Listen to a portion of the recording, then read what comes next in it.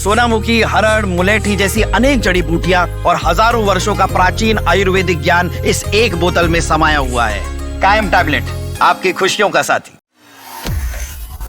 बांग्लादेश की सियासत में फिर हलचल, बैन लगी पार्टी लेकिन खुले दफ्तर।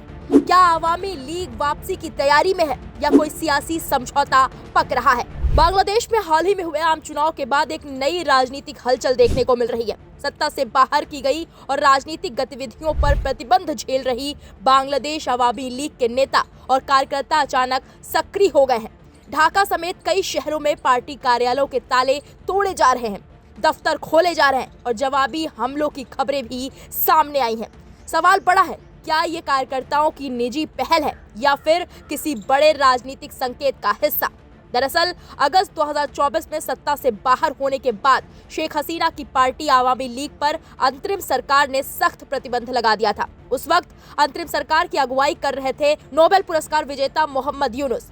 सरकार की अधिसूचना में साफ कहा गया था कि आवामी लीग और उससे जुड़े सभी संगठनों की गतिविधियां, जुलूस, सभा, सम्मेलन, प्रचार सब पर रोक रहेगी जब तक अंतर्राष्ट्रीय अपराध न्यायाधिकरण में मुकदमे पूरे नहीं हो जाते। हालांकि पार्टी कार्यालयों को जब्त नहीं किया गया था। यही बात अब आवामी लीग के नेता आधार बना रहे हैं। पार्टी के संयुक्त महासचिव FM बहाउद्दीन नसीम का कहना है, पार्टी कार्यालय पर कोई प्रतिबंध नहीं है, इसलिए वहां जाना हमारा राजनीतिक अधिकार है। चुनाव आयोग द्वारा 13वें राष्ट्रीय संसद चुनाव की तारीख घोषित होते ही सोशल मीडिया पर आवामी लीग का नो वोट नो वोट अभियान भी ट्रेंड करने लगा।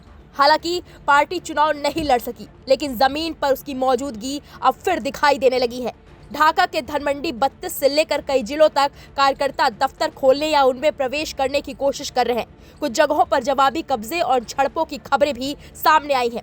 मीडिया रिपोर्ट्स के मुताबिक पार्टी प्रमुख शेख हसीना ने डिजिटल ऐप्स के जरिए जमीनी नेताओं से बातचीत में ये संदेश दिया है कि जहां संभव हो पार्टी कार्यालयों का दौरा करें। छात्र लीग के कार्यकर्ता रेहान सरदार का कहना है कि व्यक्तिगत हो या संगठनात्मक, हर कोई अपनी क्षमता के मुताबिक सक्रिय है, लेकिन सवाल यहीं से शुरू होता है, क्या ये सिर्फ कार्यकर्ताओं की स्वाभाविक राजनीतिक सक्रियता है या फिर सत्ताधारी दलों, बांग्लादेश नेशनलिस्ट पार्टी यानी BNP या जमात इस्लामी के साथ किसी अप्रत्यक्ष समझ का हिस्सा? राजनीतिक एक्सपर्ट्स का मानना है कि प्रतिबंध के बावजूद लगातार फ्लैश मार्च, सोशल मीडिया अभियान और अब दफ्तरों की वापसी ये संकेत है कि आवामी लीग खुद को पूरी तरह राजनीतिक मैदान से बाहर मानने को तैयार नहीं है। तो क्या बांग्लादेश की राजनीति एक और बड़े टकराव की ओर बढ़ रही है?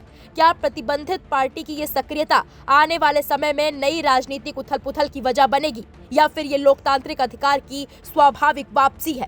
बांग्लादेश की सियासत में अगला कदम बेहद अहम होगा। फिलहाल इतना तय है, प्रतिबंध के बावजूद आवामी लीग की मौजूदगी खत्म नहीं हुई है, बल्कि शायद एक नई रणनीति के साथ फिर उभर रही है।